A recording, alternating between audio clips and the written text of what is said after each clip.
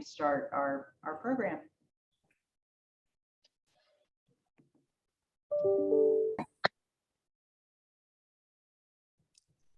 Good morning, Matt. Hello, my apologies. I'm a minute late. All is forgiven. Thanks for joining us today. My pleasure. We're going to go ahead and give it just a couple more minutes to see people joining now. So, okay. Well, Matt, thanks for joining the Building Industry Coalition. This morning, we're having chats with the candidates for the Republican primary for Hamilton County Mayor. And for your edification, the Building Industry Coalition consists of organizations dedicated to improving the building industry and includes AGC East Tennessee, AIA Chattanooga, Chattanooga Home Builders Association, Green Spaces, and Construction Specifications Institute.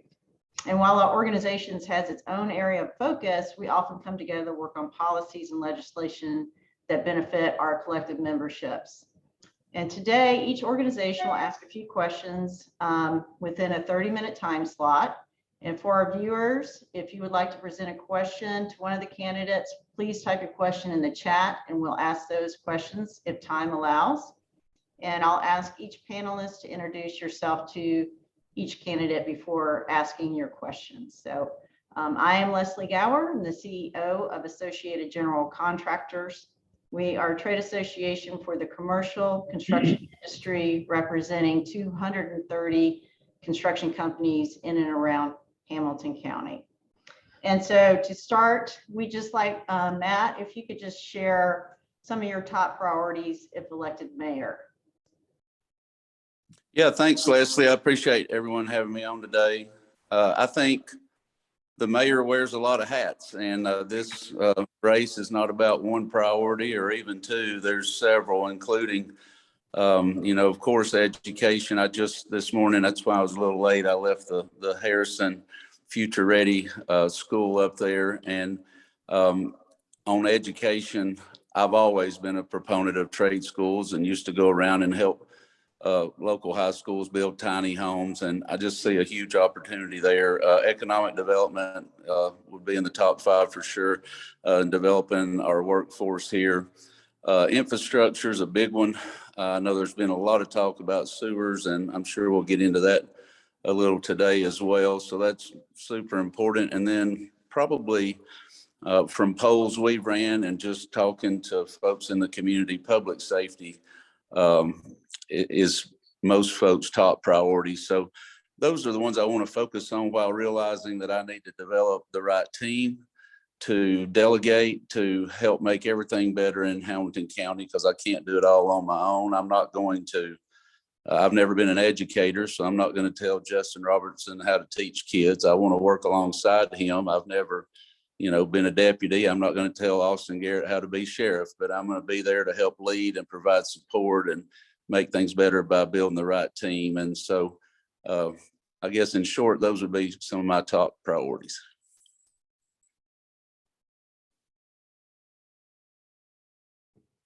You mentioned workforce development, and of course, as you know, the construction industry is amid a pretty dire workforce crisis. We received some excellent leadership from Mayor Coppinger in the launch of the Construction Career Center, a vocational school that's going to be opening this fall. What would you do as mayor to help us with strengthen our workforce? I see many ways. I could talk the whole 30 minutes about this one topic, but I really want to create and I've mentioned this a few times, a cabinet level position, whatever the job title's called, but a liaison between the mayor's office and the education department, and then also work with the private sector. For example, this person could go to every single school board meeting, could meet with other community leaders. For example, I met with McKee Bakery a couple of weeks ago, and they said, look, we're giving up on Hamilton County. We're going to Bradley County to get our employees. And I remember when I went to Duval High School, I had older cousins that they really wanted to go to McKee, and McKee had the best benefits and they could start their careers. So how does this person go to McKee and then let's say go to Udall High School and talk about how they can work together and have an apprenticeship program to help feed, McKee. This morning, when I was at Harrison, they have similar partnerships with Gestamp, but developing more of those relationships with individual schools, not just the 3 trade schools, and then also growing. I know, the school you gave me a tour of is initially 120 students, I believe, but we have room to grow there. We have room to grow at Sequoia. We have a lot of land between the Future Ready School in Harrison and Snow Hill Elementary School to do more outdoor activities there. So continue to develop the trade schools to have a relationship with local employers and just all work together to grow that workforce that's from Hamilton County. I met with Miller Industries. They have 800 employees. They said 400 of them don't live in Hamilton County. So how do we continue to develop the workforce to feed the, already existing great businesses that are here? And that raises another question as we look and we're seeing Hamilton County growing, and there's a huge effort to recruit businesses here. But there's also a rising housing market that is not benefiting our workforce. Is there anything that Hamilton County can do to help with workforce affordable housing? Yeah, we definitely need it. And I think it all ties back in, to our infrastructure ultimately. So I guess we can lead into sewers here. I'm sure that question may come later, but with what we're about to go through with EPA, and I know Doug's on here and probably has more insight than I do about what's going to happen with that consent decree. But that's going to last for several years. And, if the county commission could decide on a place to put a new sewer treatment plant, it's a 8 to 10 year process minimum for EPA to approve that and for that to get done. And that'll be needed in time. For example, Knox County has 4 sewer treatment plants. We only have 1. But in the near term, what can help alleviate and prevent fines, and it'll help with these moratoriums, is for us to rehab the existing system we have.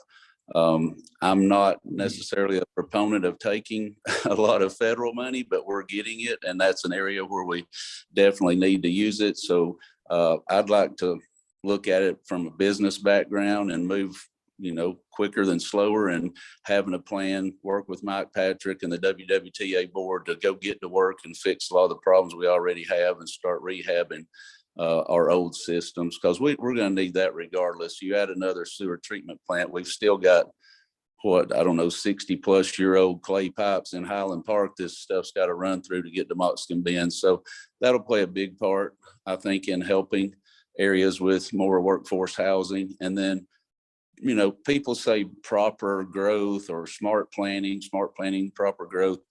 What does that mean to you, or what does that mean to us as a community? And I've met with Todd Lehman this week. I want to continue to meet with the home builders, the regional planning agency, the mayor's office, Todd Lehman, and decide what does that mean? Can we improve it? Let's work with developers. Let's work with the community and come up with a little bit better plan on how we can build out these areas for not just workforce housing, but that'll be for any type of neighborhood. And really, if you look at the main arteries, and there's been other areas I've went and visited that have done this well, whether it's no front facing stuff or berms and landscaping and better entrances. A lot of folks don't necessarily care what's back there, if it's $100,000 house or $1 million house, but let's have more what I would consider new urban or proper development. Thank you. And then one last question for me. How do you feel about relocating the Lookout Stadium? I wasn't expecting that question. I think that there's a lot of opportunity there, and I would like to look at it. I haven't looked at all the dollars and cents of it, But it's a lot more than just a ball stadium, in my opinion. And if you look at what Huntsville's done or what Randy Boyd's about to do in Knoxville or what Atlanta did, I think that there can be a lot of economic development around it, along with a lot of multifamily housing, which is workforce housing that we need desperately too. So on the surface, I'm a fan of it. I just want to see the big plan and look at the numbers. Thank you, Matt. I'm going to pass it on to Josh Rudison with AIA of Chattanooga. And good morning, Matt. I'm Josh with AIA Chattanooga. I'm the current president-elect. And I have a couple questions here. The first one relating to the recent school master plan and how you would address our current failing infrastructure within our existing building stock. So I do think it's a big problem. Actually, the school I just left, I was really taken back on what poor shape it was in. And I think the average facility's 47 or 48 years old. So I do know it's an issue.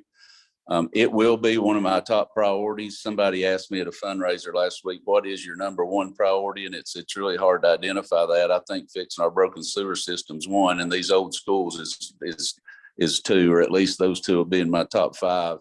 I want to identify and look at what I've always been involved in peer groups. And I always found a lot of value in that. Instead of me trying to come up with my own original idea, I want to look at who's done it well and ask them how they did it.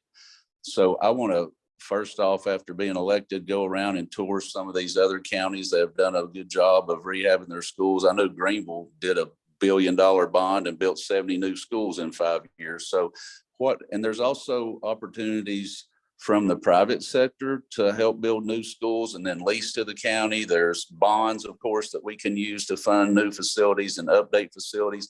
And then looking, is there a chance to consolidate any facilities? And then some of these schools, do they need a complete new school, or do they just need rehab? But it's I want to look at the whole plan and come up with a master plan and then just put it to work instead of one off here and there. I will look at it glass half full and be open-minded to what options are there. I can't tell you right now, which schools I would go replace or how quick it would happen, or would we do a huge bond and try to do more than one at a time. But I do recognize that it's an issue, and I want to learn from others like Greenville and see how they did it and what impact does that have to the county financially.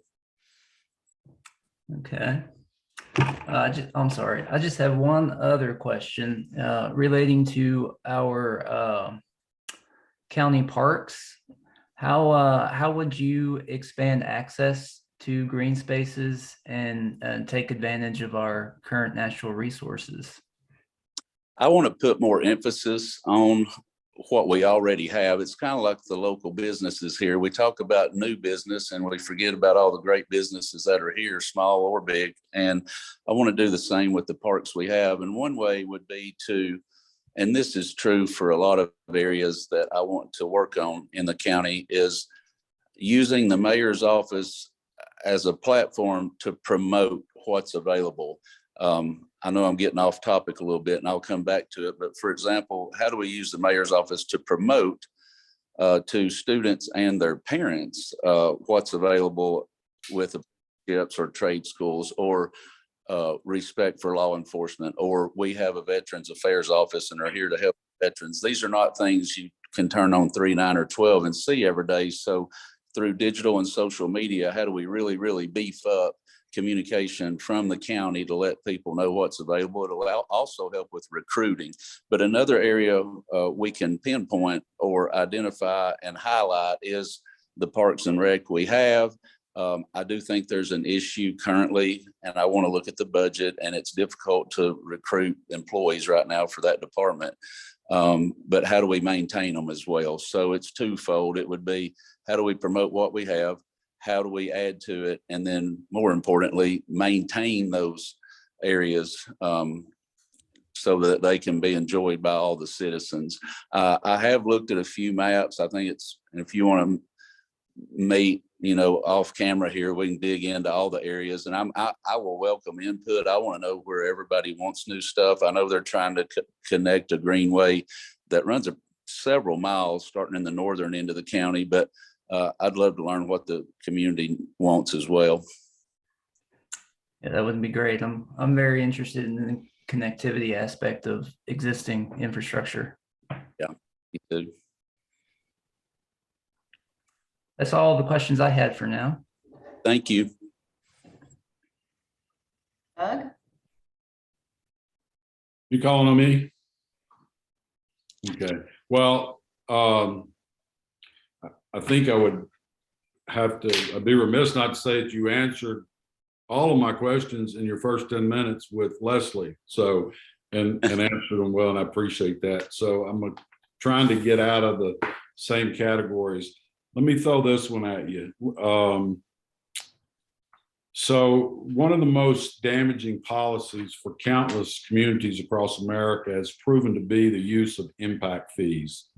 While many local governments view it as an immediate fix to infrastructure-related problems, the truth is it only hurts the consumer, as all these hidden forms of taxation is ultimately passed on to the consumer. Are you willing to say today that you would be strongly opposed to the use of impact fees?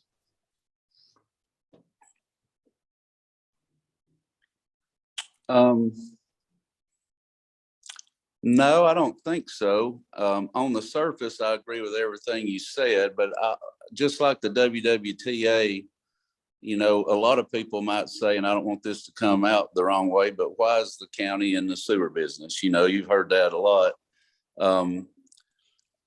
I've heard the pros and cons from both sides of it, but if it ultimately hurts the taxpayer and the citizen and the customers of Hamilton County, then yes, I would be opposed to it if there's a better route to go. I think that's the best way I can answer it, Doug. I want to do what the citizens of Hamilton County want. And if they're against impact fees, then we'll be against it. But I want to make sure that we're able to fix it on the other end where WWTA is not having to charge them $400 a month as well. Right. Fair enough. So like in 2021, 784 million rounded off dollars came in to Hamilton County government in some form or fashion. By the way, approximately 328 million of that came from property taxes.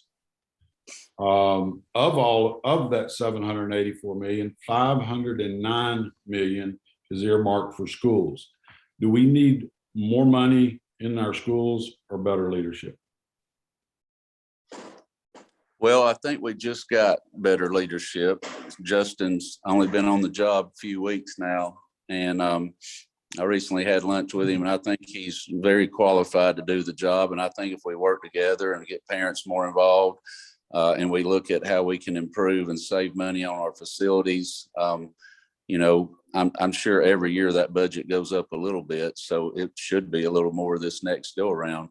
But I don't want to raise taxes either. So I want to look at just previous business owner that's looked at P&Ls and budgets and balance sheets for 20 years. I want to look at where the whole $785 million is going, and is there areas where we can save, or can we reallot money to help schools that way before, I would want to figure out. And now at the same time, since you're with the home builders, the more we develop, right now the county gets money from property tax or sales tax.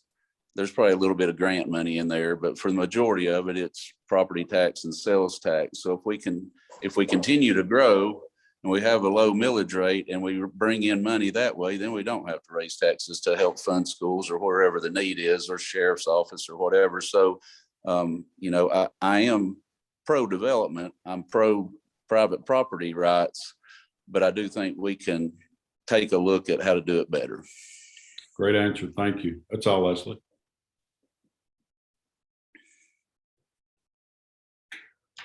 Jimmy? Matt, I'm Jimmy Lale, and I'm representing the CSI Construction Specification Institute.